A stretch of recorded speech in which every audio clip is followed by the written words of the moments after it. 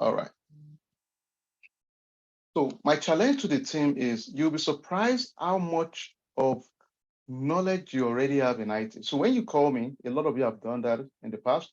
I pick your call, we chat, we brainstorm, and you tell me, well, I'm not an IT person, I've been in healthcare. And I always chuckle because you see me chuckle and say, because all of us are part of IT already. Now, 20 years ago, you might have gotten away with that conversation that, oh, I'm not part of IT. No, not anymore. Every one of us on this call, you are already part of IT. Number one, we are logging into a cloud system called Zoom at the moment. So you're part of IT already. Number two, you logged in into the um, your cloud with a user ID and password already, right? So that makes you already part of the ecosystem of IT. So you're not excluded from IT. We are all IT already. Number three, when you try to log onto your bank account, maybe you travel out of state or you're out of the country, you try to log in. What happens? It prompts you to put your code, right? Either an authentication code or you get an email or a text. So we call it multi-factor authentication. Every one of these components I've talked about, all of us are already doing it. Now, the funny piece of it is the only difference is that now we are doing it at an enterprise level, meaning let's scale it from our home front to enterprise level. Today, I'll keep using an example. The example you'll see me use a lot in this conversation in the next few hours is going to be your home. So let's keep it simple. We're not going to complicate this. It's not a complicated thing. Because think about it. Most of us, and anytime you hear the word security control, smile and just be comfortable because what that simply means is that within your environment, we are applying certain mechanisms to prevent potential risk within our environment. Let's keep it simple. For example, at home today in your home, it's fair to say most of us will have a door in front of your house, right? So that is the security there. It's to prevent a malicious actor, a threat actor from coming to your house to potentially do harm. The harm does not have to be physical. It could be violating your space, stealing sensitive documentation from you. So that's a big risk on its own, right? But let's take it a step further. Of what use is a door if it's not locked? So we are taking it a little bit further, right? So I have a door. Yes, we should lock our door. But at the minimum, we have a door, which is great. So the design is the door. We have a door, right? Now, how is the design working? It's a different question. So now we could mitigate the risk by saying there's a door, so a potential burglar would not come in because he or she sees the door. We take it a step further. The burglar say, well, screw that, no big deal. I'll go in still. There's the door, no problem. I try to open the door. If you don't have your door locked, then you've made their life easy. Let's use your car. Let's keep it simple. You went to a Walmart or a store and you kept, well, obviously a malicious actor, a criminal will see that the door is locked, right? So it's closed. But some would say, yeah, let's try and open it. Make it a bit harder for them by locking your door. But if you have it open, oh, that's jackpot. Then he or she will just, okay, I just picked your valuable goods and get out of there. That's easy. So we want it to be the same thing we're going to use a lot in this program for the next few minutes. As simple as, don't complicate it. It's the same analogy that applies to what we prevent mostly in IT. Let's keep it simple. Think about it. The key thing we are trying to prevent is not just your device mostly. Your device can be compromised through theft. Somebody can steal your iPhone, steal your laptop, your notebook, whatever it is, right? But think about it this way. The biggest piece of the puzzle is if somebody violates your network. Can we all type it real quick together? And guys, ladies, we're going to type a lot, really. It's going to be fun. Just let's think about it because it's a class or a session we're going to challenge our thinking a little bit. So I want to hopefully elevate your thinking a little bit in the next few minutes so that you can see things from a different perspective. Can we all type that word network? So let's say, if anybody is talking to you, just say, hey, is our network compromised? Can we just write network, please? Can we all type it real quick? Thank you. Thank you, guys. Let's go. Thank you. Thank you. Thank you, everybody. Yeah, let's go. Thank you. So it's so critical, and you see where I'm going with this really, because at the end of the day, what matters to most environment is protection of their network, because the network is the gateway to get into every part of your organization, really. Think about it. If somebody, think about, let's go home. In our homes today, some of us connect our phone, our mobile device, our notebooks, iPad, our laptops, our desktop, our TVs, our fridge in some cases, our cameras such as Ring, everything is connected to the network as we speak today. That is massive, ladies and gentlemen. Think about it. So it means from a security point of view, all of us have to think from a perspective of, hey, let's pause, guys, ladies. If my network is compromised, everything else is gone. That's why malicious actors are always finding a way to get to your network. They don't care about your application most times because it's just one thing. But guess what? If I'm playing in your network, it's an open field. If I miss the application, I can go to your server, I can go to your other infrastructure, I can play around. It's like the open field. So the morale of the gist, even in a conversation, always think and say, wait a minute, guys, ladies, are we sure our network is safe? That's why I'm challenging you today. If you have a network in your home and it's not password protected, that is a gold mine for malicious actors. So you must go back home and say, do we have a network? Most people would force you to have like a password to your network. Make the password a little bit complex if you can, because if somebody violates that network, they can potentially track information when you log into your bank account. They can use a man in the middle attack. And you know the funny thing, ladies and gentlemen, it's crazy right now. A lot of these malicious tools, bad tools that they use to attack you and I, they are so cheap in the dark web. Now, I didn't tell you to go to dark web, but dark web is one of those crazy places that you can get access to the most worst of humanity's design to harm others through the internet. It's crazy. They are very cheap and they sell it because nobody can track them. So you get people that would sell softwares to attack your network, attack infrastructures, and they sell it cheap in the dark web. So it's crazy, wild, wild west. That's where I'm driving at, ladies and gentlemen. So think about it and say, you know what? This is not a joke again. For those of us that have been following the news, you will notice the Ukraine war right now. What was the first line of attack before even rockets started throwing everywhere? Who wants to give it a try? Apparently, it's obvious. What was the first attack vector they started using before the rockets started flying?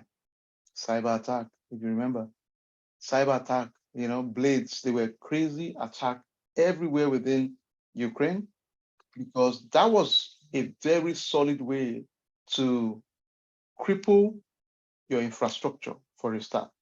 Don't forget, in warfare mostly, we're going to think of where we have coordination of communication, intelligence. So if we can paralyze that, people cannot communicate, one, people cannot have access to critical infrastructure, two, and they cannot even sabotage the opposition. So it's wild, wild west of attack from a cyber point of view. Now, I'm setting the tone so that when we get into our topic in a bit, you can understand the reason why this is critical most of the time, and we typically go in and watch a few YouTube videos, which we'll do shortly. And the reason I want us to start with that is typically because it makes us start thinking of understanding this is not just some isolated thing. This is real life stuff. These are organizations. These are lives of people that we're talking about. So it's not a joke. Everything we are here to do, I want to make sure we understand we are tying it to real humanity, real people. Let's give a good example so that we can understand a little bit, to put it in perspective. Think about this. A drug manufacturer that produce oncology drugs for cancer patients, right? Let's think about this. If their supply chain is attacked through a cyber attack, right? Can we think of the effect on people? Let's think together. Most of our cancer patients, oncology patients, they need to constantly take their drugs. You guys will agree, COVID kind of created backlog of supply chain, right? Imagine a pharmaceutical plant that manufactures those drugs. And don't forget, every one of those manufacturing plants today, they use robotics, they use systems, sometimes they connect to the internet to a limited level. So there's a little form of network internally for them. If they are attacked today and their supply chain is obstructed by, let's say, 2 weeks or a month, and there's a short supply of the drugs for this cancer patient, it's fair to say this is not a joke now. Lives would possibly be impacted. People would likely die because of that reckless behavior, right? So it's not a joke. Let's take another one. A few months ago, I think maybe last 2 years or so, one of the largest manufacturers of producers of agri products, poultry products in the US, JBS, was attacked by a ransomware. They make chickens, right? They manufacture chickens and all this that we eat, right? The obstruction of that supply chain alone can expose folks that cannot afford other source of protein, and it can impact people's life, really, even health, eating. Another example, a few weeks ago, this is recent, the state of Israel is one of the biggest and best in the world in cyber, right?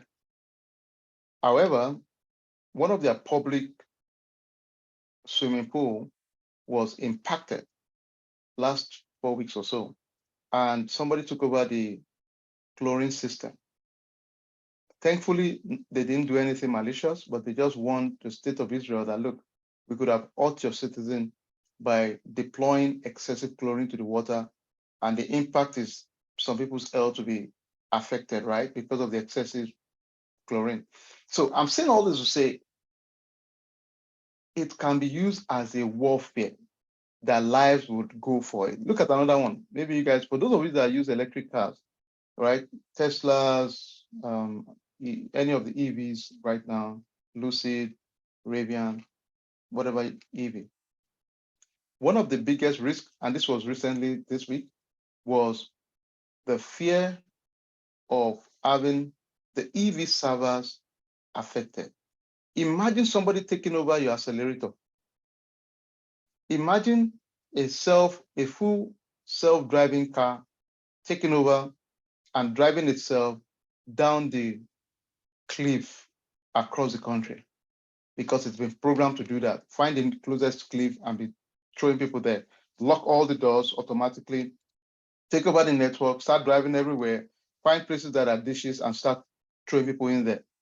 Imagine how much harm that could do. So these are real life things right now because we are all connected to the network. If you guys can see behind me, you can see that network thing connection. We're all connected to the network right now. So it's so important for us as cybersecurity professionals to understand what are the risks, where do we come in? So my goal today in the next few minutes is to make you understand to an extent where we come in, why we are important, what's our role. Then later we'll talk about the GRC part of it, why it's important also. Every piece of the puzzle is vital in the scheme of things, okay? So let's get started. And I'll share my screen, and we can, if you have questions in between, just type it. I'll keep it as quick as possible. Down the road, I would like us to watch a few videos.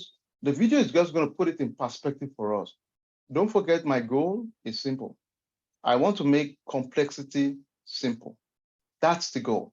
I want to demystify a lot of things that gives us headache. A lot of people, when they hear IT, cyber, it's like, oh my God, this is crazy. I don't want to touch it. But I beg to disagree because you're already part of it anyway. Except you are not living in this generation, really. All of us are part of it already. We're just calling it out.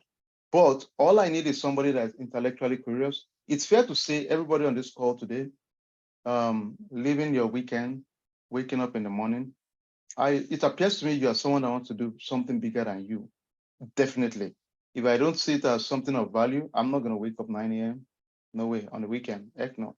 So for you to be here on the weekend, grabbing your coffee, even though it's reluctantly to stand up at times, but being here means you genuinely believe you can make a change and an impact. And that's our goal. My vision and our vision, my team, is to empower a lot of African professionals, minority professionals, and every other professional that desire to uplift themselves in the space of technology, really. And we'll keep doing that. We genuinely believe in that. And why not? Because the opportunities are crazily endless right now. And we want people that will challenge you. Don't just aspire to start it, aspire to be a leader in the space. It's not rocket science. I genuinely believe that you put the time and the discipline, and good things always happen. Okay. All right. We're gonna share. I'll share my screen real quick. Then we get started, and have fun doing it, guys. You know, it's a fun field. I'll tell you for sure. You would. I think if you put the time in it, it's one of the best field the world has to offer right now. So, and why not? Go for it. Go for it, folks. All right. Give me 1 second. Let me quickly share my screen. Then we just get into the weeds of it. It's fun stuff.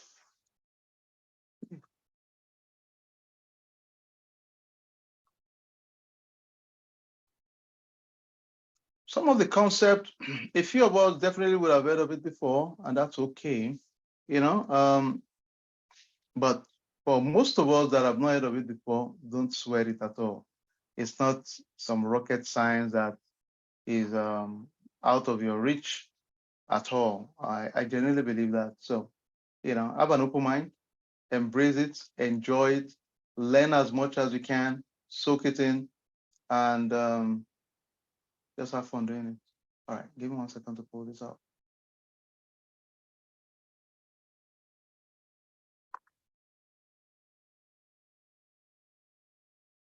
All right, got it.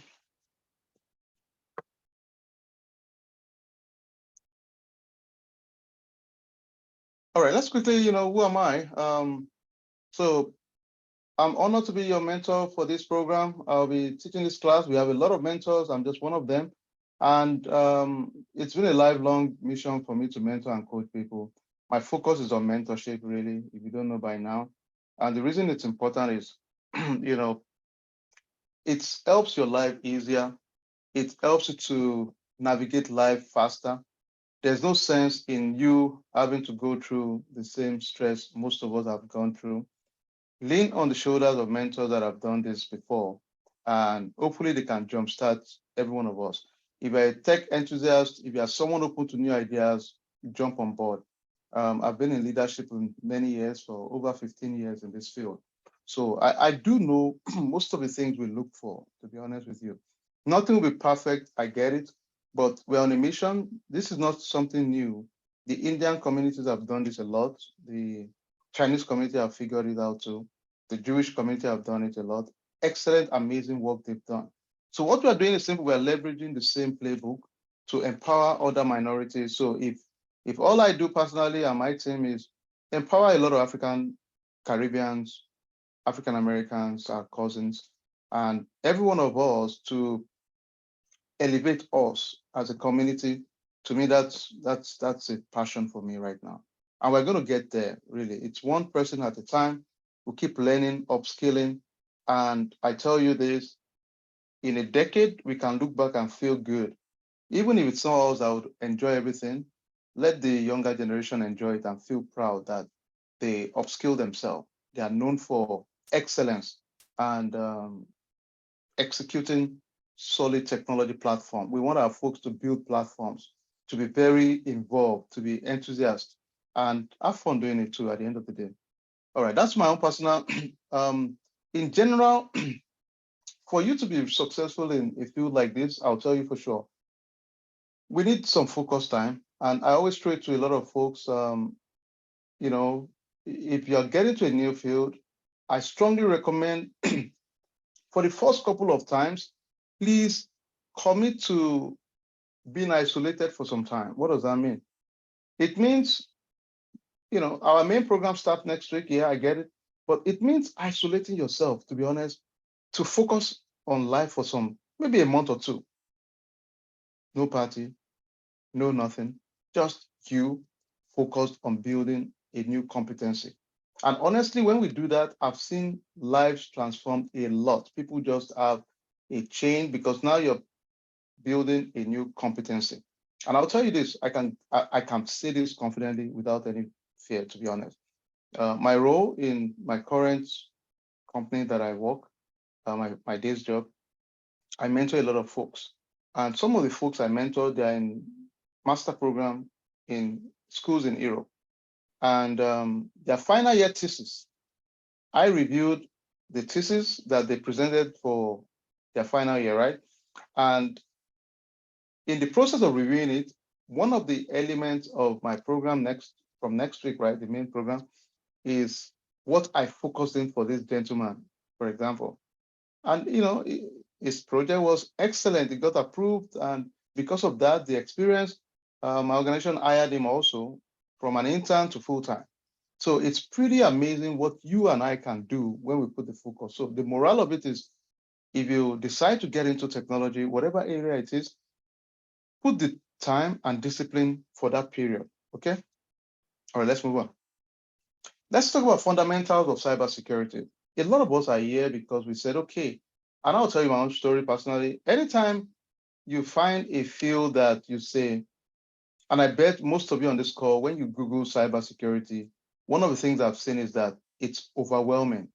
Sometimes it's crazy because where do you start?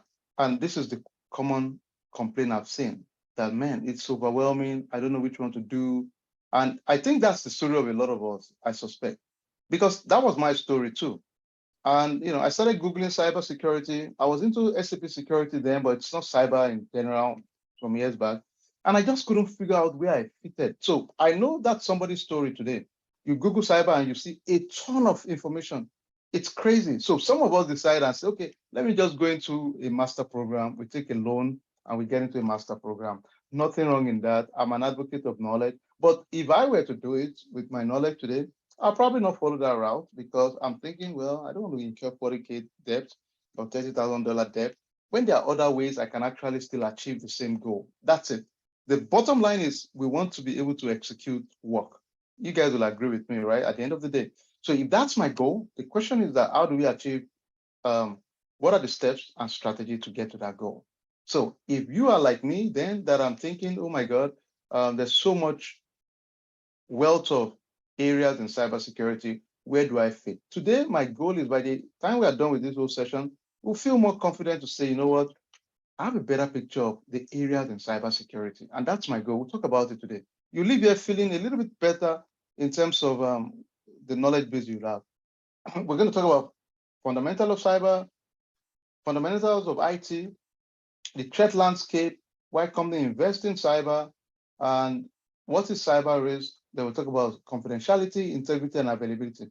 So some basic incidents that has happened that I would just like to share with us so that we can just be aware of it and keep us a little bit grounded. Some years back, this is a big news, right? Infinity Insurance Company, there was a big theft that occurred within this organization, right? Over a 2-day period, some of the network, the servers within the company's network was exposed and data was stolen from the network, right? So this is a big deal.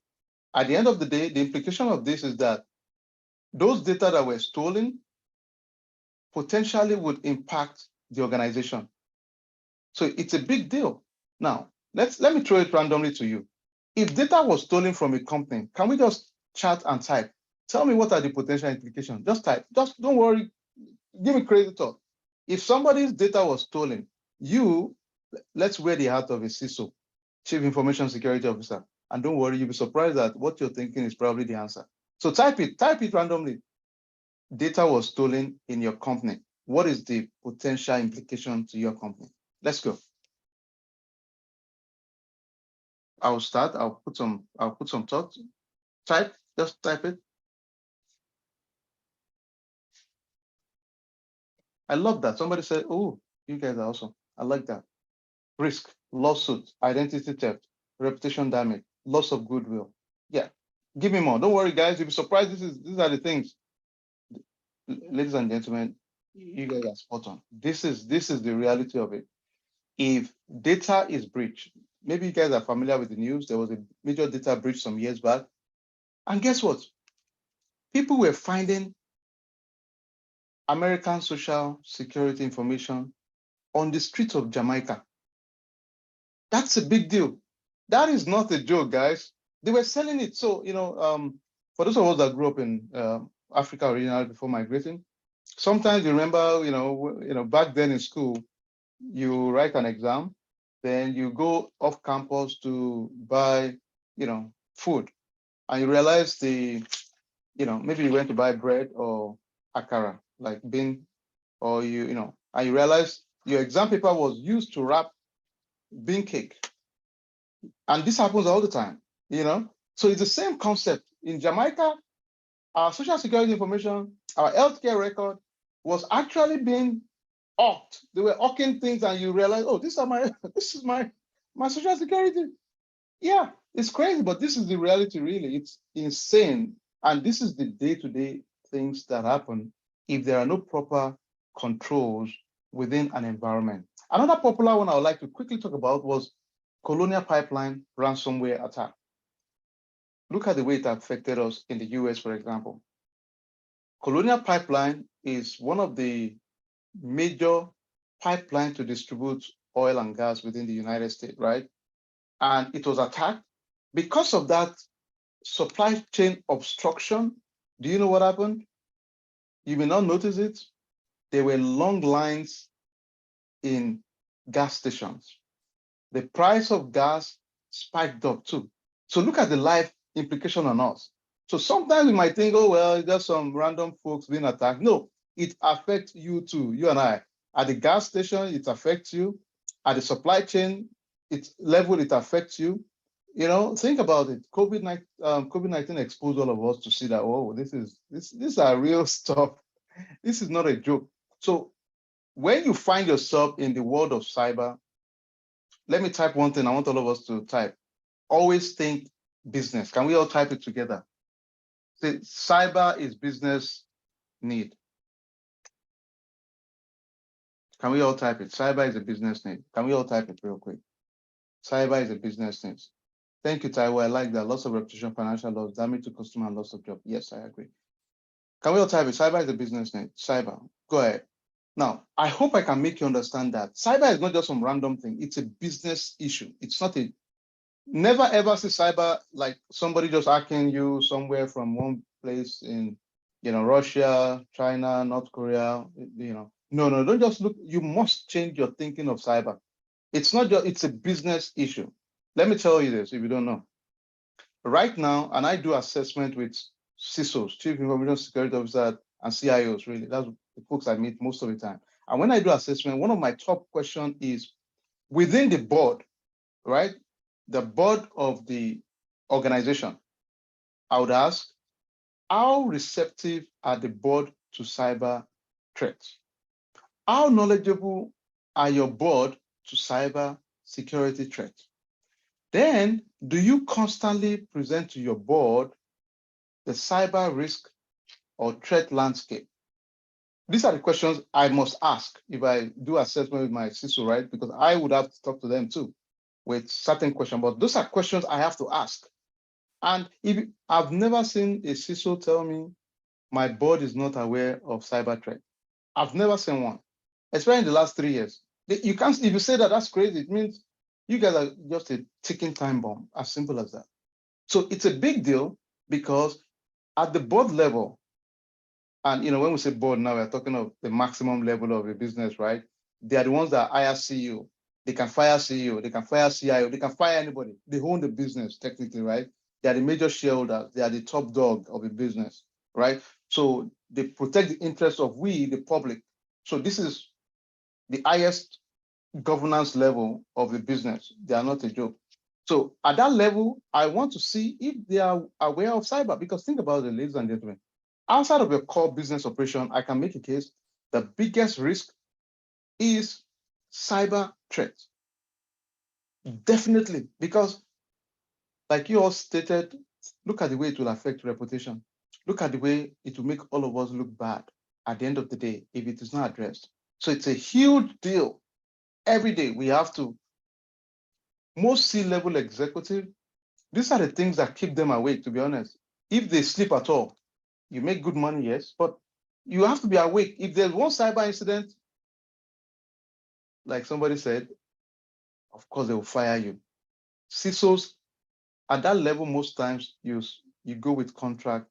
Then if they fire you, you walk away with, sometimes they put in 200K, just walk away. Sometimes 180K, whatever. So you walk away, they just pay you off, right? So that you can use it to figure out when you get a new gig. As a matter of fact, the life expectancy for any job for most CISO is 18 months. Yeah, if you survive 18 months, you're a pretty good CISO.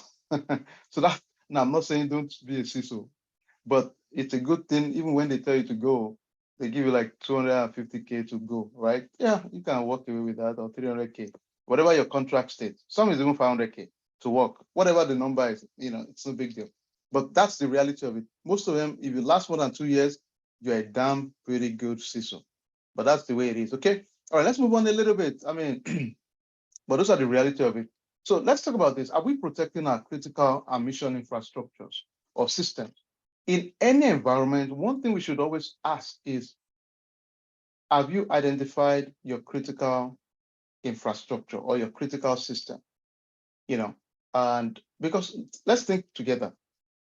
Every business, let's say for financial sector, it's fair to say for financial sector, your most important critical system would be probably the system that process your customers' financial information, right? I think that's a fair thing to say. The system that process how transaction is done within your environment, I think that would be like critical system, right? Because if that is shut down, there's no business. It's, you guys are really in deep mess, really, right? So my question first is that, have you as an organization identified critical mission system and critical business systems? The critical business system will be, if this system is down, our business cannot survive, right? Critical mission system is saying, if this system is down, yes, our business will not survive too, but it's so critical that it is the life wire of everything we do. And that might be an interface system that connects us to the Federal Reserve, to other banks, to mortgage, whatever it is, you would have identified what is critical. Let me use some real life easy example also. If I am a pharmaceutical company, even though we process financial records with our vendors and ourselves, it's fair to say it's the system that is actually manufacturing the drugs that is probably your critical mission system. Because that's where the flow of of the compounds, the molecules you're working on is being processed. And if that one is compromised, then the mission is over. We can't make drugs again, right? So that's one of the ways I typically look at it in simple terms. All right, let's move on. And these are just some examples. And for everybody on this call, I think, please, if you've not registered for this course officially, let me, by show of hands, how many of us have actually registered for this course? Can you give me thumbs up? It's free registration. I'm just doing the live session to kind of guide us a little bit. If you've actually registered on the website, can you give me a thumbs up real quick, please, if you don't mind? Give me a thumbs up if you've actually registered for the course.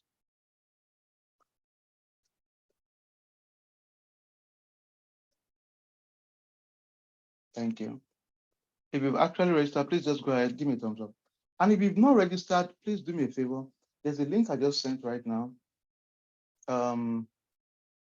Let me, sorry, let me check the link real quick.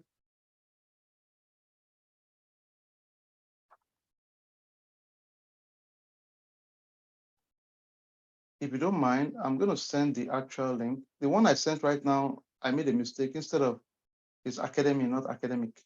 Please go and register there, because whatever I'm saying here, you would have access to it also, and you can take it at your time. Um, this is more of a freestyle. The other one is more structured. This is just me telling you from a real life experience so that you can relate with it more. But please make sure you go back to take that because that would really expose you to more. And I think my style is a little bit different. Every one of this, you can go online to check things. I get it. But I think for us, I understand some of the challenges. So it's easier to kind of hopefully relate with um, my story and the way I'm kind of breaking it down in real life. So please go register. If you've not done so, make it a priority. Send it to other people that want to really learn. And I know it's a struggle because a lot of people have met me. Hey, I don't know, I have IT background, blah, blah. This is just a good way to kind of break that barrier. Nothing will be perfect, but at least to give you that level to be more comfortable. So please go ahead and do it. Thank you. All right, so we talked about mission critical, business critical earlier on. I gave those examples already, but this will give you better insights when you have time. Just go in and just listen more, you know, into those particular topics. Okay. Major security problems. Now, you guys will agree with me. There are some usual suspects out there. My goal is always to make our team more intelligent and smarter. That's all. Now, don't forget, whatever we call it, one thing I'll tell you, just prepare your mind, is can we all type the word malware, malicious ware? Can we type it real quick, everybody? Malware. Can we all quickly do that if you don't mind? Malware. Everybody, can we go quickly? Thank you. Thank you, guys. Thank you. So all of this piece of craziness, they are mostly all malware, right? They're still malicious ware. So you might see people say, is it a malware? It covers all of this bucket of areas, really. So they are still malware. There are ways people are trying to malicious way to attack us at the end of the day, right? But I just want to talk a little bit about them and some of the slight differences and nuances between each one of those topics. The common one all of us typically will know is, oh, virus. A virus attacked me, right? Viruses are very crazy bad things that constantly replicate itself, eating, and they are malicious. Sometimes they appear harmless, but they are crazy. So, constantly, these are the method all the threat actors typically use. Now, another thing I want to stick in, can we all say 0-day attack? Can we all put that word? So that there are some words I know are buzzword. I want to make sure when you hear it, you will not feel, you just smile. Can we all use the word 0-day attack? Can we quickly put that? And I'll tell you why I want you to add that real quick. Can we all type 0-day attack real quick? Thank you. Oh, I like Nathan. Nathan don't have time for nonsense. He just put 0. You are so lazy, man. I like it. That's a good shortcut there. Excellent. All right, 0-day attack. Okay, cool. Okay, so let me talk about that real quick. Now, I know when you say we have virus, malware, all this stuff, right? Guess what? There are times certain malwares, they have no history. They are newly created, waiting to be deployed when the moment is right. A lot of times when you see state actors attack an environment, they use 0-day attack. Because the viruses we see, what happened is that there is a database of different viruses. Once it's been discovered somewhere, it will trigger and be put in the list of malicious code. So when your antivirus sees it, because globally it's connected to so many other networks, it can trigger to say, all right, this is a bad code, quarantine it from other members' system, right? Because they have a tracking database globally that is shared, right? So people can, but for 0-day, there is no record. People that use this a lot are state actors. State actors will be a country that has the funding, the personnel, and the will to attack you. So they are patient. A good classic case of that, how many of us have heard of the Iran nuclear reactor that was attacked about 15 years ago, 12 years ago? It's alleged the CIA and the Israeli Mossad put a malware through a flash drive. So it's probably collusion with somebody in there. And they were just waiting. It was in the network. This malicious code was constantly tracking what's going on. No harm. It didn't do anything. They were just waiting patiently. When the moment was right, and you know what they did? The centrifuge in the nuclear reactor, let's say, was moving at the rate of 10 miles per hour, right? They reconfigured the system. They use something called PLC, which is programmable logical controller. So for any one of us, you will see all this robotic that is moving around. They use PLC. It's what connects the hardware to the software to allow it to do its functionality. That's what it is really. They took over the PLC. It's a Siemens PLC. Very interesting article. You can Google it or check it on YouTube. And the PLC started rotating at, let's say, 1,000 miles per hour. So imagine what was designed for like 10 miles per hour, suddenly configured to be going crazy. So what happened? All of the nuclear reactor, the centrifuge just started exploding internally. So that's kind of allowed the program to be delayed for 7 years without the drop of a bomb, just the use of technology, right? So it's a big deal. And they deployed zero-day attack, whereby nobody knows when, there's no history of the attack. People are just waiting until the right moment. So right now, let me quote the CEO of Cisco. Cisco is one of the biggest networking company in the world, right? Popular company. He said there are only two types of companies in the world today. One, those that have been attacked, and those that are about to be attacked. So there's no middle ground, right? At the moment, everybody is going to be, they would have their fair share of attack at the moment. So it's a big deal. That's the bottom line. All right, let's quickly, so in summary, I just wanted to know malware, zero-day attack. There's another one that is a big one, and I'll talk about that shortly. Distributed denial of service or denial of service. We'll talk about that shortly too. Anytime you hear the word denial of service in your mind, just think of automated robots. They call them bots, BOTS, right? Most of us, you will see that sometimes you're chatting in a group and it's not a real person chatting with you. They are bots, right? They are automated. So what this denial of service does is, especially distributed denial of service, is it has tons, thousands of those kind of robots constantly using different algorithms to attack you. And in conjunction with artificial intelligence that has understood the pattern of humans and the pattern of those codes. So you can't, especially if it's a state actor, you cannot fight them. And if you guys remember the story of Sony some years back, Sony, the entertainment arm of Sony, right? Some years back, there was an unflattering movie about the then president, still president of North Korea, that was supposed to come out. Because the documentary was portraying the president in an unflattering way, the North Korea government warned Sony that don't release this movie. So Sony called their bluff and said, we're going to remove, push this movie out. Screw you guys, we don't care. Guess what happened? Okay, who wants to type? Your guess is as good as mine. Can we guess what happened? Maybe you remember the story. Let's go. Give me some chat here. What happened? When Sony refused to pull the movie out, what did they do? I love that. The movies were leaked, and they just didn't leak their movie. They took over all their network. They took over all their major newsletters that could have. It was a big embarrassment. Pretty bad, really. It was horrible.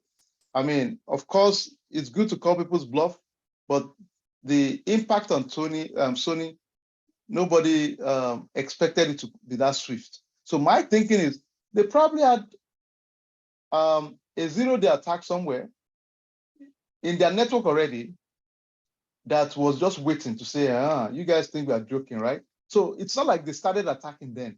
I suspect they probably have, their bots in the network already, just waiting to say, all right, okay, unleash. And I think that was what happened, because they called, Sony called their bluff, but immediately they didn't wait for like days, you know. I think within a day or two, they just went all out to, attack Sony. So it's a big deal. That's what I'm driving at. Okay, let's go. In simple terms, we talk about virus. It's still a type of malware, right? It replicates itself, filtrates into software, gets into depends on how the algorithm is written, steals. Most of these guys are just criminals, really. Besides the state actors, it's huge money. As a matter of fact, I was listening to a news today, and one of the comments was the major accounts of ransomware globally. There is a couple of players that account for 80% of all the money sent through malware. So it means it's a huge syndicate. It's an operation. It's not this is like, it's a full business. It's, because it's only a few accounts for 80% of all the major attack in the world, malware attack, right? So it's like, it's an organized crime. It's a big, big cartel underground that these guys are killing everybody. And the sad thing, according to the article, is they have protection of governments. Specifically, they called out the Russian government, and probably, I think, North Korea also. And that means they would have caught them, but you can't even catch them because they're located in those countries. As long as you don't attack the people in those countries, they're fine. You guys unleash hell on everybody else. They don't care. That was the perspective provided by the article, really. So it's a big deal. It's a big money making machine for a lot of these folks. So just take note. Worms are kind of malware still. They duplicate itself and transfer from machine to machine. Think about the worm like, a worm is slow, right? It's going slowly, replicating itself. It's not required to be tied to a software program in order to cause a destruction. Whatever the malicious intent is, people just use different types to get into your network as much as they can. Now, what are some solutions around this, the virus, the worms? Of course, two things I always think about, or let's say three. Number one, it's fair to say, always protect yourself with a proper identity management, meaning complex password, use multi-factor authentication when possible. Then, of course, we have to think about ensuring we have a very good next generation antivirus that can constantly scan. Then we should have solid protections with firewalls.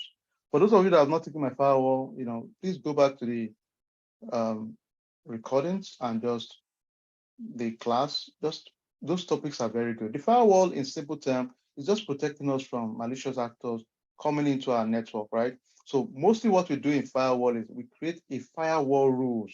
Can we type it together real quick? Firewall rule. Firewall rule. Everybody, can we type that real quick? Firewall rules. If you remember this, you'll feel good, because to be honest, sometimes when you hear firewall, it's like, oh my God, there's some fire somewhere. No. Mostly it's just a software, right, that we have configured to let us know what kind of traffic to come to your house and go out of your house. So it's fair to say, when I come to your house, you have a pinhole to check who is coming in. If somebody comes in and they have a gun and a knife, it's fair to say, by default, you will not allow them in, right? If somebody has a gun in your house and they want to go out, it's fair to say, I'll open the door, get the hell out of my house, right? That's fine. Let the rule say, if you are a malicious actor, you want to go out, so that we are out of, you can get out of my business. But if you are, so you develop the rules to how your firewalls would behave. There are some generic rules out there. There are some best practice rules out there. So when you think of firewall, just in your mind, think and say, are you following the right best practice? I like that. Somebody said filters incoming and outgoing network traffic. That's right. So yes, that's right. So mostly those firewalls filters traffic coming in and those going out of your network. They are very important. If you are talking to a client and they are saying malware, virus, some things you ask them is, you guys have firewalls? And Do you have antivirus? Can we also let's type it together again? Just say, do you have firewalls and antivirus? Do you can we type it real quick? Do you have firewalls and antivirus? Now, the reason I wanted us to type it and think about it is really in the conversation many times. If you are speaking, and again, my goal is to make my team more intelligent, as simple as that. Because you live in a few minutes and you feel, you know what? Oh, okay. Oh, that's what it means. Oh, okay, that makes more sense. Oh, don't complicate it. It's not complex, really. These are not, and let me tell you guys, to make you feel good. And I mean this, guys, ladies. Many times we make the mistake to think, now, God bless your heart if your vision is to be like Cisco and Fortinet, all these big guys, SailPoint, all this monster in the world, great. We support you. And remember us when you get to promised land. We love you for that. Go for it. We're rooting for you. But for most of us, our vision will not be, we want to be like a Cisco. Now, the moral of the story is that the folks that are developing all of these solutions, they are multi-billion dollar companies. They know what they are doing. Our goal is to be able to analyze and interpret their results. So it's not like some of these guys are Microsoft. Think about it. So it's not like you and I are going to mostly say I'm competing with Microsoft, right? At the moment. Now, because if you're competing with Microsoft, then you have to have Microsoft fund, right? The kind of money they have. So think about it from that point of view. Somebody said, which of the antivirus is the best? Trust me, everybody said they are the best. So I can't give you an answer on which one is the best.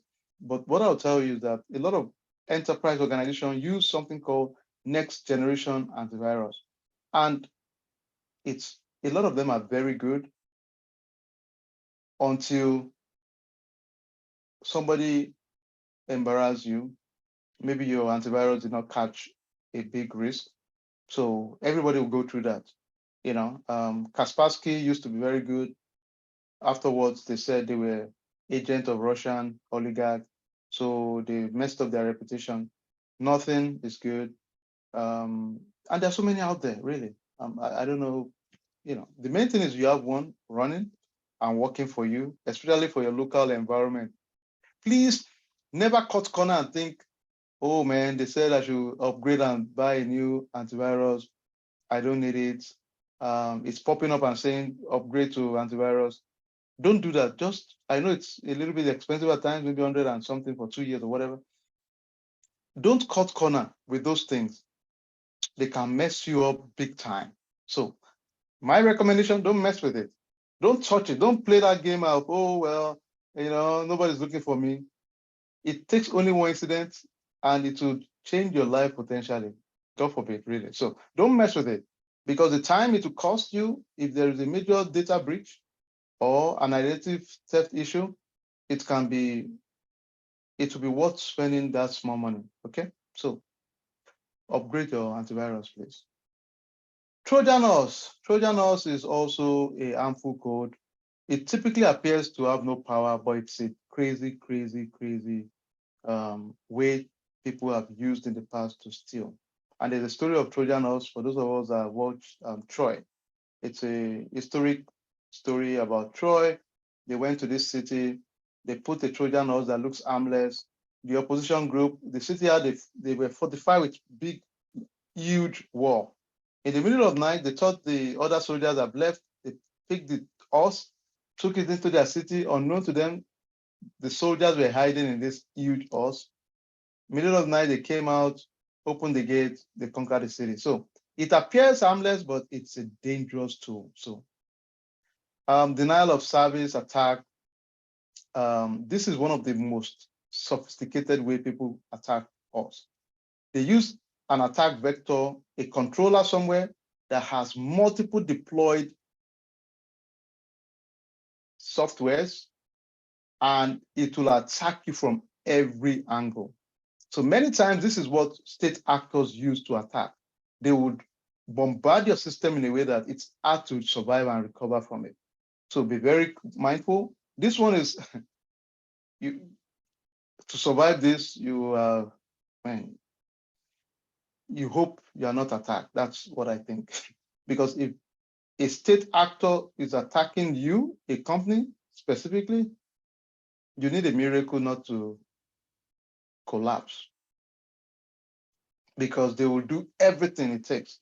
And when we're talking of this is huge, massive, distributed denial of service. This is like everything you can imagine. They would bombard you with everything globally to mess up your environment. I remember these botnets are like, they are robots, right?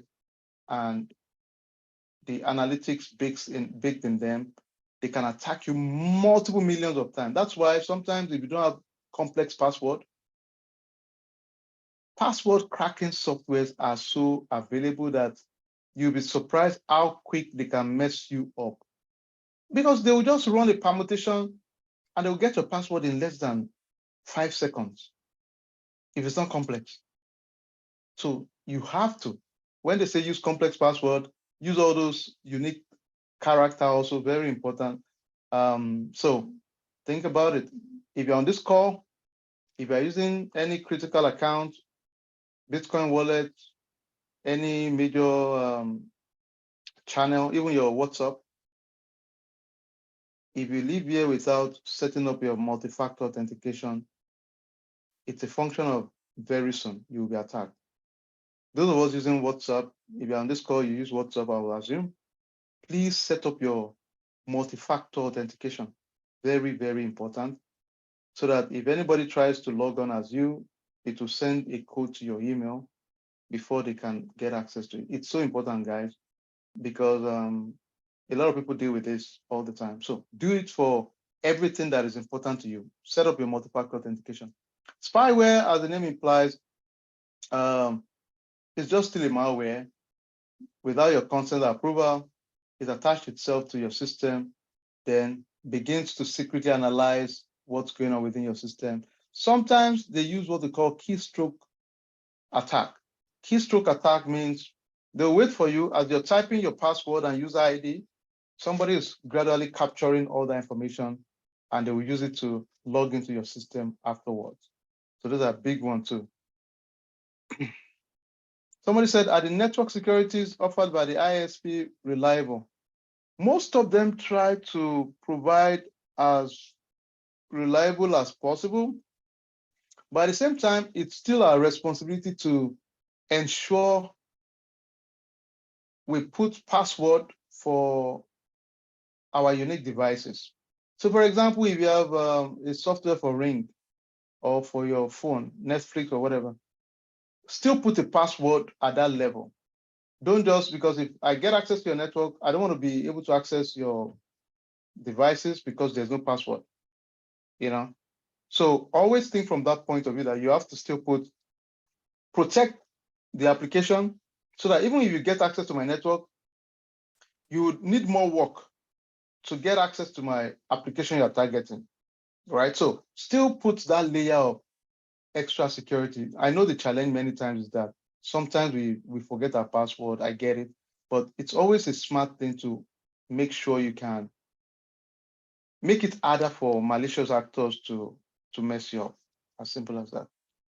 All right, pharming is a sort of internet fraud that involves deployments of harmful malware and bogus sites. So many times, let me tell you how crazy it is. Please be very mindful, especially when it has to do with your financial record or any kind of record that is important. A lot of people now can replicate any site so quickly. And let me tell you one funny thing. It happens more than you can imagine at the corporate level, enterprise level, business level. I know, one of my clients a while back, the CEO mistakenly sent 200K. They kind of farmed the information. They created a similar website of a vendor. Everything was legit, and he approved $200,000. But how many of us will go and tell the whole world, oh, sorry, I was scammed 200K, I was messed up?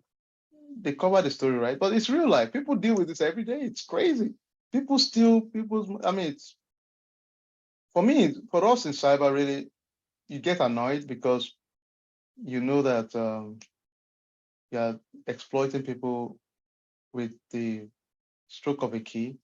It's annoying because people work hard and you make them look foolish because now they're liable potentially to money they sent out that was by mistake, right? So it's a big deal. So All right, cool.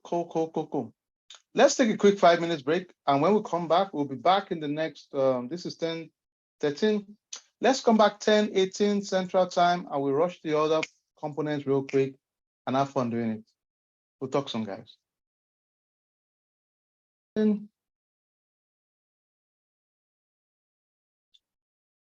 All right, let's do something real quick.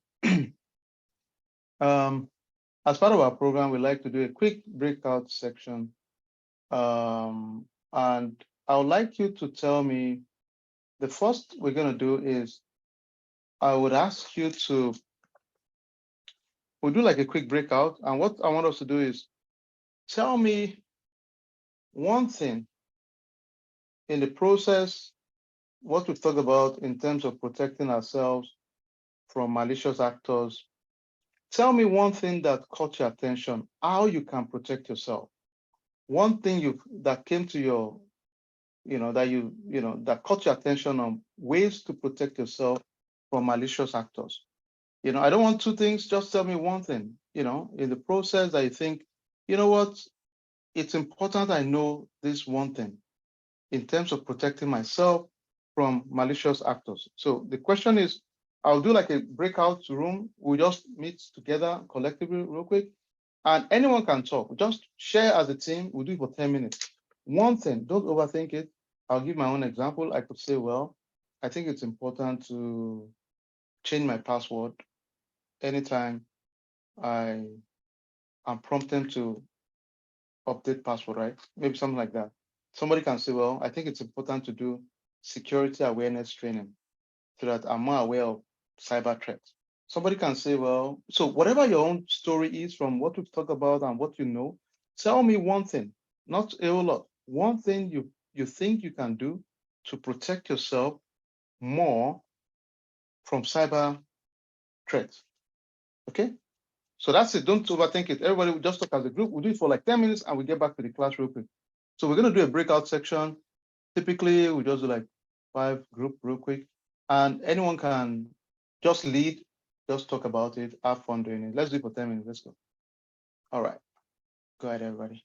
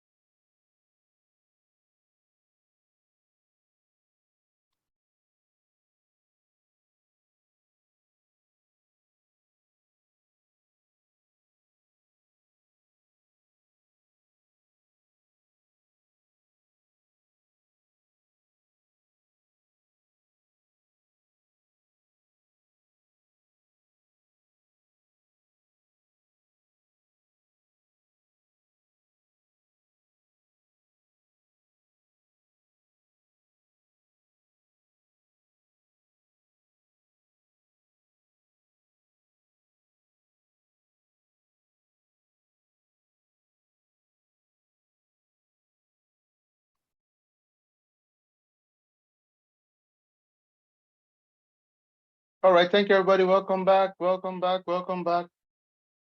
Okay. Um, amazing session, guys. I love it. I love it. And let me tell you, I joined a lot of your group in between, and let me tell you what I've seen. Just a few comments generally. Some of the comments we can't take all because of time, and we try to stick to time most of our programs. So one, I like the fact a lot of you acknowledge clicking of link. Let me tell you, the funny thing is that the old tricks are the easiest I've seen all of us fall for. The email attachment, link that we don't know the sources that we just type and join, those are big deal, big time, guys, ladies. It's insane how much that's one of the easiest way to get into our environment. So be mindful of that because that's like the top dog, really. So I've seen a lot of you, a couple of us talk about that. A lot of us talk about password, using the same password for multiple environment and the use of password managers, which I think is brilliant if you can.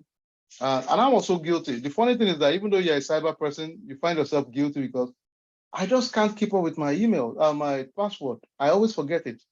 So maybe 40% of the time I have to reset the password all the time. So, it's almost embarrassing for me that, man, I always forget all the time. So I'm sure a few of us are in the same shoe, right? So password managers are good ways to do it. Now, the question is, if your password manager is compromised, we hope they are not, right? But if they are compromised, it means every source of your password information is known. I used to use Google Password Manager, right? And I got a message from Google, was it last year or sometime this year, that some of my account was compromised, blah blah blah. So they have to disclose it, right? So even though you're using a password manager, the risk is if it is compromised too, it has its own risk. So let's just measure it and see what makes the most sense. Somebody said, make sure you check on emails because many times during phishing campaign, right, the emails will be so identical. The only difference might just be instead of using the regular I, they will use Roman numeric I to deceive us. Everything else will be the same thing. And that's all you will click and you are baited already. So be very mindful. Now, when I get emails from unknown sources, I take extra caution. I look at everything, I check it. In fact, many times I don't even open it again. So sometimes it's better not to even open it. Just if it's not something you're expecting and it's a big deal, just I don't waste my energy like before. So look at it. If it's not something I'm expecting, anything critical, emergency to family or whatever, I don't waste my time. Because all you need is one compromise and it will change your life for a long time. It will mess you up. You start trying to fix issues. You start getting emails, notes, and it can get really awkward. As a matter of fact, I challenge you, especially for those of us that use certain banks, if they have all these anti-money or anti-identity theft packages, like they charge you small money every year or whatever, I think it's a good thing.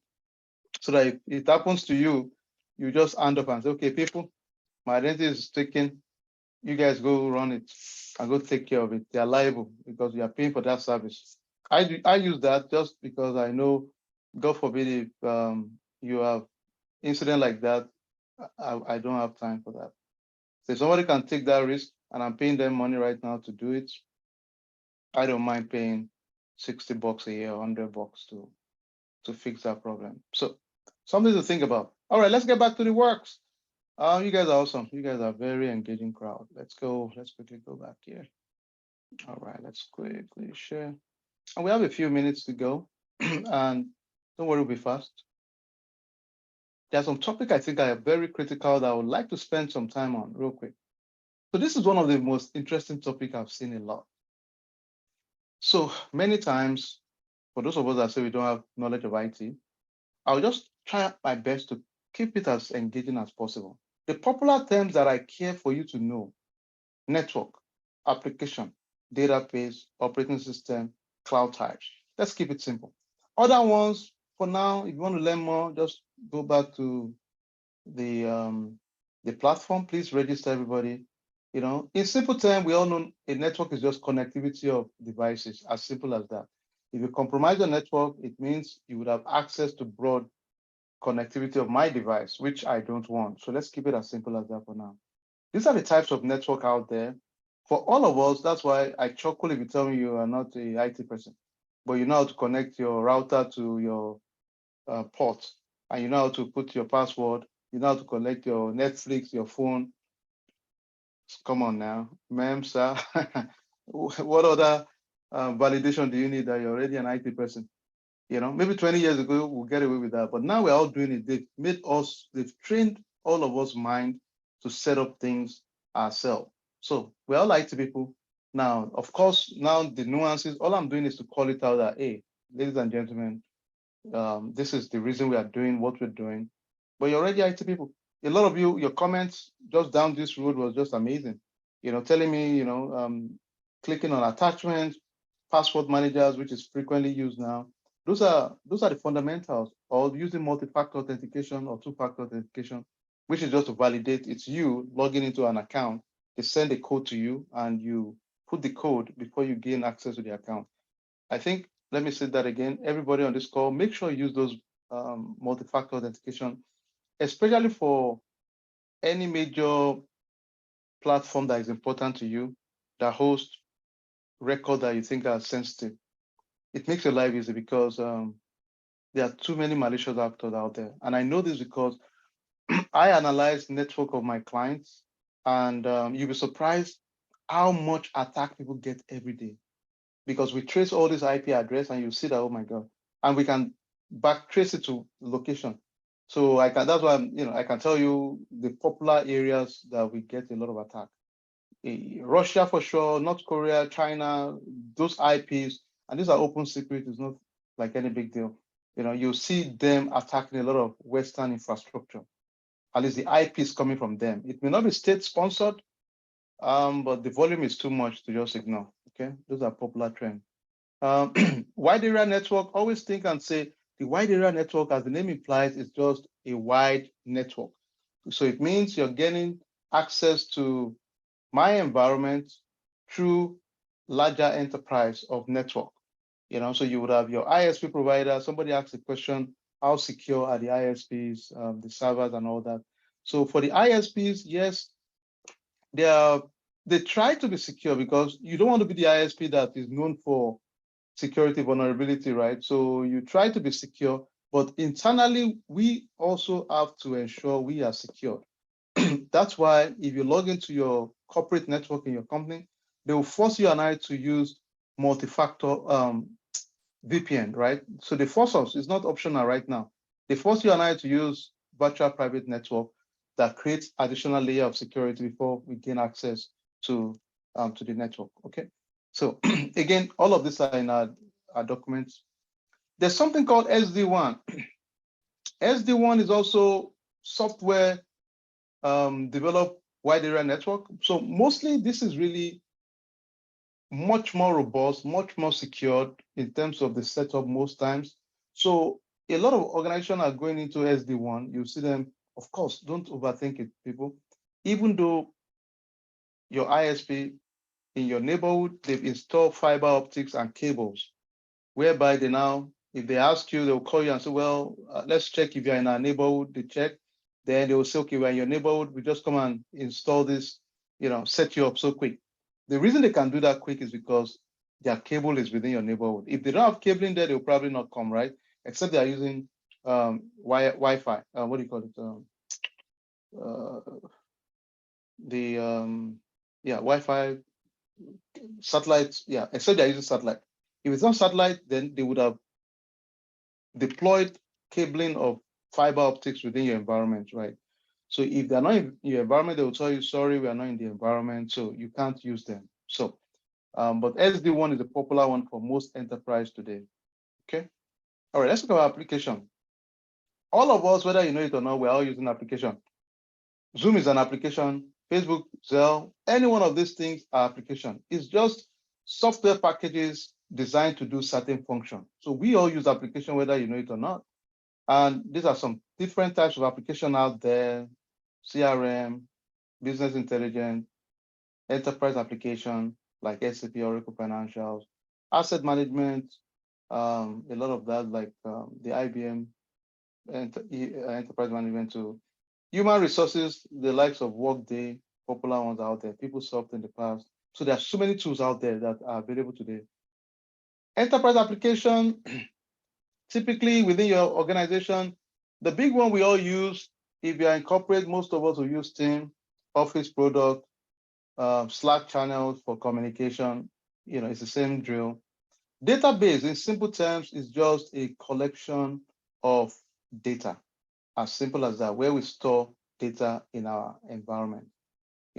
So very important. The question is that some key enterprise database out there. Popular one will be Microsoft SQL, Oracle database.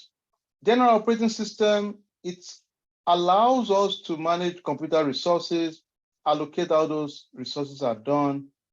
This typically will include our central processing unit, the file storage, input output devices. If you guys notice for those of us that are, most of the cars, they have so many backlog because they use certain microchips, right? And those chip manufacturers today, they are backlog because of COVID. So that is causing a lot of supply chain issue, right? So operating system, I want us to know,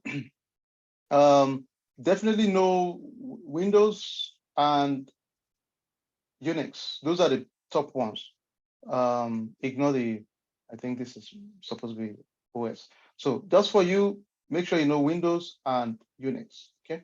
So let's quickly talk about this other one, cloud. A lot of us would have heard of the word cloud. Anytime you hear the word cloud, ladies and gentlemen, just relax, not a big deal. All it's saying is that somebody has a data center somewhere, which is just a huge facility where they keep different servers, infrastructure, and they now deploy. They ask you and I to subscribe to their service. They have location globally in multiple sites. Then we use their services. They try to protect and do all the good things, right? And they make our life easy. It's cheaper. Now, let me tell you one thing. Historically, in the past, every company struggled with the concept. People said it will not work. Ladies and gentlemen, I'm here to say it is here to stay. As a matter of fact, a company like JP Morgan, I read, we're thinking of going 100% cloud in the next 5 years. I think that's insane, but I'm sure they have the strategy, right? So most people will use what they call on-prem. On-prem means we have the hardware physically located. But let's think together, ladies and gentlemen. It's very expensive. In the past, you and I, you guys, let me ask a question. How many of us have heard of a company called Canvas? Canvas. How many if you have, just give me a thumbs up real quick. How many of us have heard of that company? Canvas. Okay. So let me give you a summary. Canvas is the company that they do all this graphics. So let's say during COVID, you want to send a letter to your loved ones, you can make graphic, make it pretty, put quotes, we like to put quotes and all those stuff. All right, cool. 2 years ago, husband and wife entrepreneur started a simple image graphic stuff online from Australia. The company is valued at $40 billion, ladies and gentlemen. $40 billion. Yeah, it's crazy. Now we've heard of it. Crazy, crazy. It's insane. But let me tell you, the reason they can deploy fast is because they probably use a cloud solution like AWS or Azure or Google Cloud. It's cheaper. In the past, you know what it will have cost them to do that? They would have had to think about the cost of servers, database, application. That alone will make your vision disappear in your head because you say you can't afford it. So now you and I can deploy a solution. If you have an idea, technology-wise, you want to deploy it, you can compete with the biggest guys in the world in less than 1 hour. If you have a strategy, because all you do is just subscribe to the service, you have access to everything. It's crazy. So, which is a great thing. But the whole concept of cloud, if you hear cloud, don't think it's something in the sky. It's simple data center that people are managing. Let me show you what the data center looks like, just for the purpose of, for some of us that are not our tech guru thingy, don't sweat it, but let me show you what it looks like, data center real quick. So let's go to Google. And those data centers are massive. They are, They are huge. You guys will see what I mean now. This is what they look like. Can you see? It's like sci-fi movie. You see huge, massive. You can see, they have all this infrastructure, billions of dollars. But AWS, for example, has changed the game. They built multi-billion dollar business from this AWS. It's crazy right now. So data center is a big deal. The US government, we also put a lot of funding into national security data centers. My old world, I used to go assess data centers, and many times I tell you, you might have seen some, you will never know their data center because they will look like a rejected warehouse. You would drive past them and you would never know it's a data center. It's like you see some trucks, like it looks abandoned. And I think it's by design, right? So that people will never even think it's anything. But it's underground. You'll be shocked when you get in and realize, oh my God, it's amazingly huge. I mean, it would be like if you guys know Super Walmart, some of them are as big as a Super Walmart with all of this infrastructure. It's crazy stuff.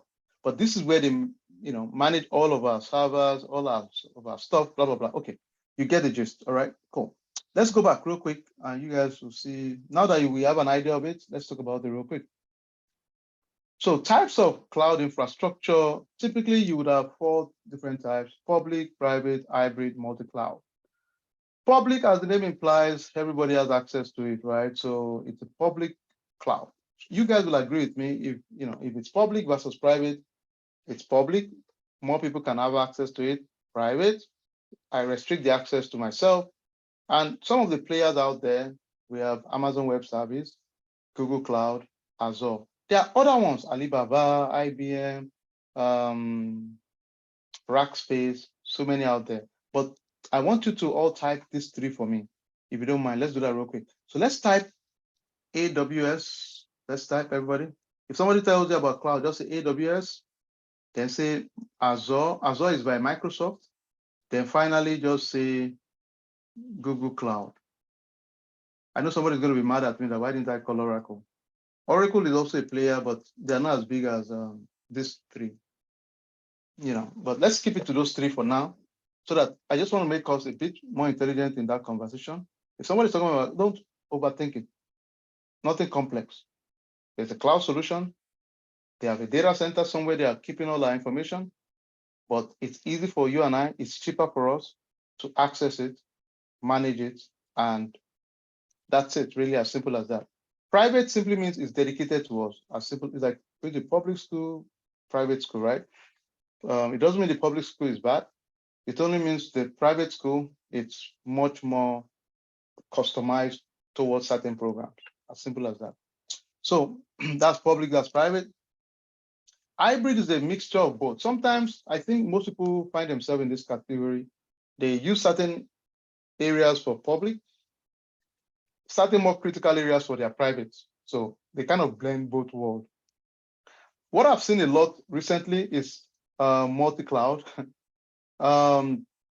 Multi-cloud means people are not just relying on one cloud provider. So a lot of your enterprise Fortune 1000 will use multi-cloud. So they would have Amazon Web Service, Google Cloud, they would have multiple, really.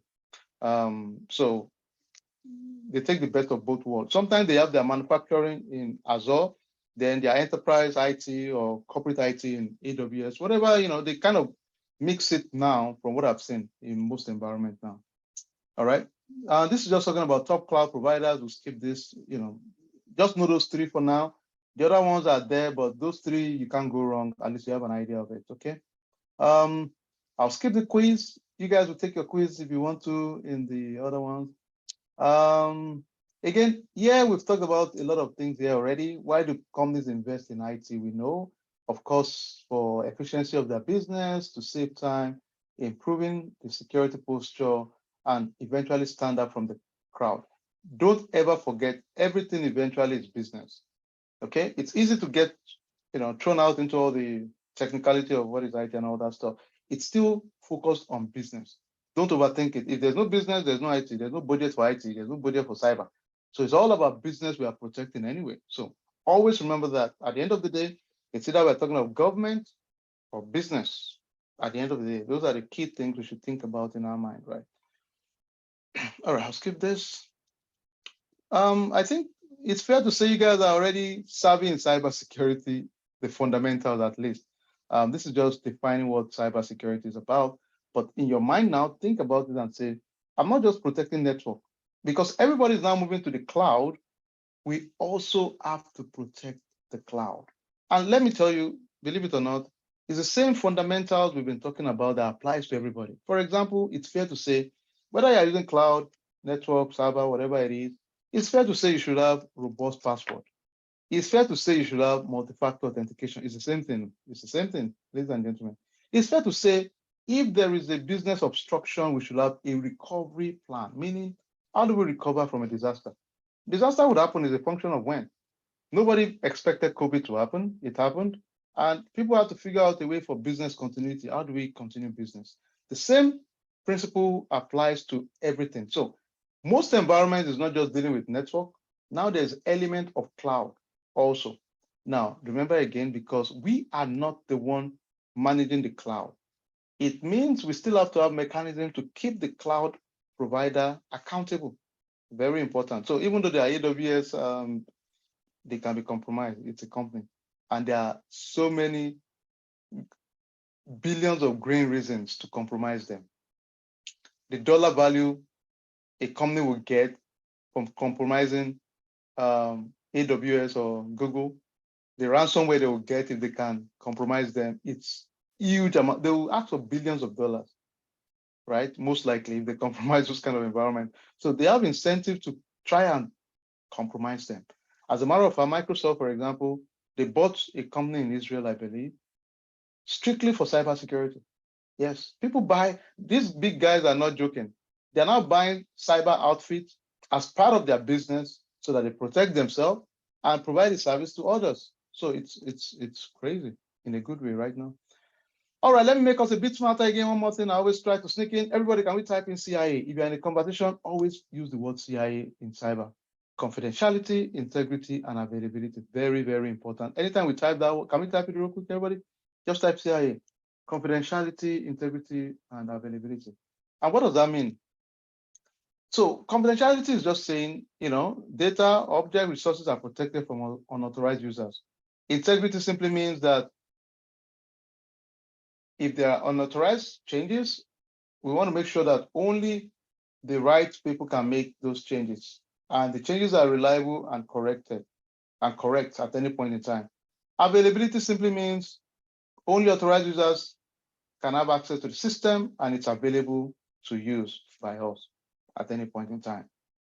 All right, this is just a simple summary of it. Please, guys, ladies, go back to the recordings. This will make our life easy. I'll quickly touch on cyber roles, everybody. These are just some basic rules in cybersecurity. For us that are getting into the GRC program, for those of us that are not, they don't like programming, coding, any of this crazy fancy stuff, writing scripts to run activities, uploading data, working on analytics, then GRC is for you. Because what you're going to do is, it's a strategic role.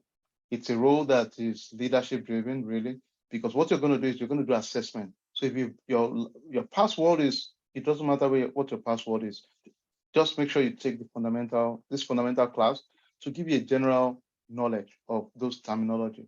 But for those of us that have been part of GRC in the world, you're going to help with developing strategy around best practices.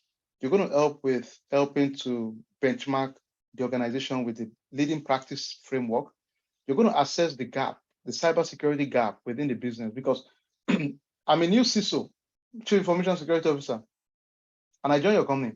The only way I can know the risk area is I would ask you as a cyber GRC analyst, hey, please help me to do assessment so I can figure out what are the areas that we are vulnerable. So it's a critical piece of the puzzle, really. Decision you make will drive the people, the process, and eventually the technology. Very, very important, we know that. The people, the process, the technology, eventually. Your action plan will determine what the next steps will be for the organization. And this year I've worked with about 5 CISO, and for every one of them, it's not just the assessment you provide to them, you also give them action plan on what they should do. So you tell them it doesn't mean they will do it, but you've provided action plan. 90% of the time they will use 80% of your guideline. Sometimes they will not because they don't have the budget for it, or they don't have it as a priority from their perspective, and that's okay, no big deal. So it's a huge, huge piece of the puzzle. Now, outside of the GRC, folks, there are so many other areas in cyber. Incident response, those guys focus on when there is incident, right? You don't want to be in that team. Well, you want to, but it's okay. But it's a bad thing to be in when there's crisis, because now you have to fix the crisis. You have to constantly, you're not going to sleep for a long time until you resolve the issue. It's going to be crazy, crazy time. So people that are in incident response, you're always enjoying when there's no crisis. But when there's crisis, you don't want to be them. Yeah. I've built incident response plans for many organizations across different plans, but I've never been part of the core team of an incident response team, because those teams, when there's crisis, they don't sleep. Okay, so good luck if you're part of that already. Then we have threat intelligence, vulnerability management, application security. Don't overthink these old roles. Once you take the GRC program, really you understand some of the peripheral of those roles. When you do an assessment, every one of these roles you will touch, because as part of our questionnaires, their activities must show up also. So don't oversweat it. All right, let's see. Then generally, for those of us that are thinking of the GRC program next week, it's kicking off next week. Tomorrow we would have another free session for data governance and privacy. Please attend it. It's 2 to 4 Central Time. It's an amazing program. To be honest with you guys, it's one of the most sought after skill in the world today. The only thing missing in that session tomorrow is the lab. The lab is part of our GRC program that will begin next week. So every one of those would have labs. So the ones that are free information, because we don't have enough time, and it's, I can't put the lab and explain it, but the content is going to be similar, but there will be no hands-on lab. And that's the meat of it, to be honest with you. The hands-on lab is the core of it. Is your bread and butter. It's what you feel comfortable to talk about and do. The focus of our program is strictly job, to be honest, JOB. This week has been really good. We had 4 offers in our previous program. It's not always going to be every time you have people get 4 offers, right, within 1 week. Just being realistic, right? But, we'll take those good news and just keep grinding. Put the time, put the hours. So the GRC program, you can see here, it covers every element of governance, risk, and compliance. You would ask me, what the heck does all of this mean? It's really a way to provide oversight to an organization on how things are done from a cyber resilience point of view. Because it's not enough to say, I'm just watching for attackers. No. What about the policy around how you monitor attackers? What about security awareness program? You can have the most expensive tool in the world. If there is no proper structure within your organization, you're exposed already, okay? All right, we're 11 on the dot. We normally have 5 minutes grace. We're done after 5 minutes. So give me 5 minutes, guys, and we'll be out of here. All right, so governance, typically just take it as the culture and the way organizations really behave from a leadership tone downward. Risk, we also understand risk is not 100% avert, but we can always mitigate and reduce the risk as much as possible. Compliance, we're thinking of different regulation out there. We have no choice but to be in compliance. If not, we will be fine. Sometimes the fines are really, really bad. Example, GDPR for EU companies and countries. We have CCPA for California. We have internal regulation, depends on the industry. US, we have PCI, EPA, so many laws like that. And risk analysis is just how do we actually assess and process the likelihood of an adverse event occurring. In our program, we get into the details of this. We do risk assessment in real time, practical.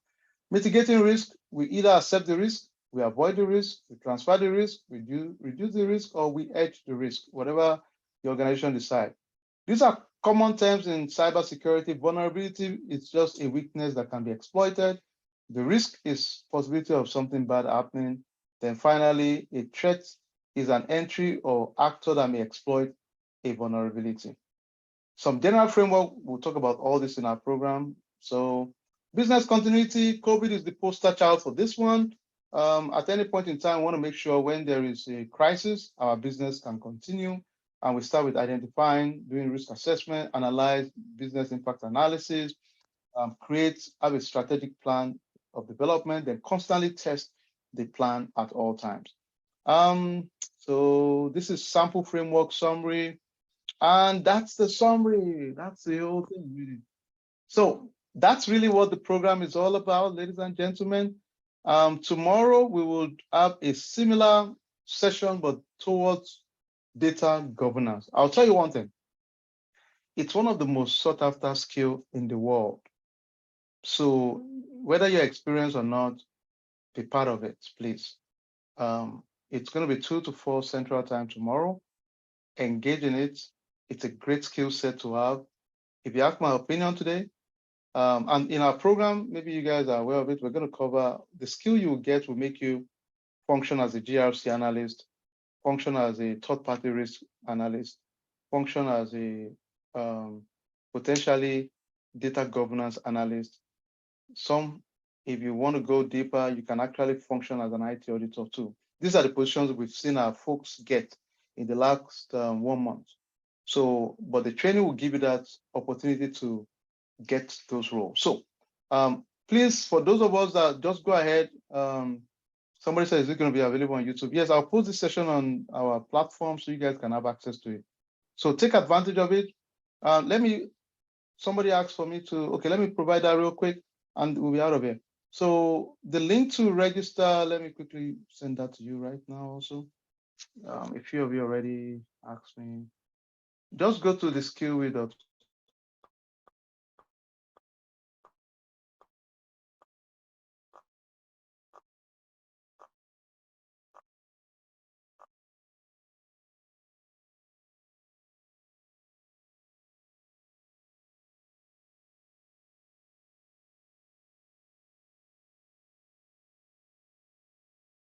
Click on the YouTube page and, and follow us if you don't mind, so that you can see all the updated posting out there too. That's it. Any question? Let's take one question and we'll be out of here. We try to keep time. Please go back and listen to the recordings. If you've not registered for this particular program, it's a free version on skillweed.com. Yes, everything is going to be Zoom. It's going to be Zoom, really. Everything we do is going to be Zoom. We'll keep it interactive, but the difference is that it's a much more robust program. We break into sessions a lot. We have our group work. It's a lot of work. It's so much stuff, I can guarantee you. But more importantly, is for you to know your work and be able to start applying immediately. That's the goal for us. It's not a class for certification. Our goal is JOB. Can we all type it together real quick? JOB, that's all. That's my goal. Nothing is guaranteed in life. I'm not of the illusion that you do something tomorrow, everything is going to work. But one thing I can assure you is in good faith, we'll try our best. You do yours on your side. I'll keep you accountable. Put the work, put the discipline, and good things always come up. How long is the program? The program is just 1 month, surprisingly. Saturday, Sunday, and Wednesday. Saturday would be from 9 to 12 Central Time. Everything is Central Time. Sunday is 2 to 4 Central Time. Then Wednesday is 8 to 9 Central Time for 1 hour.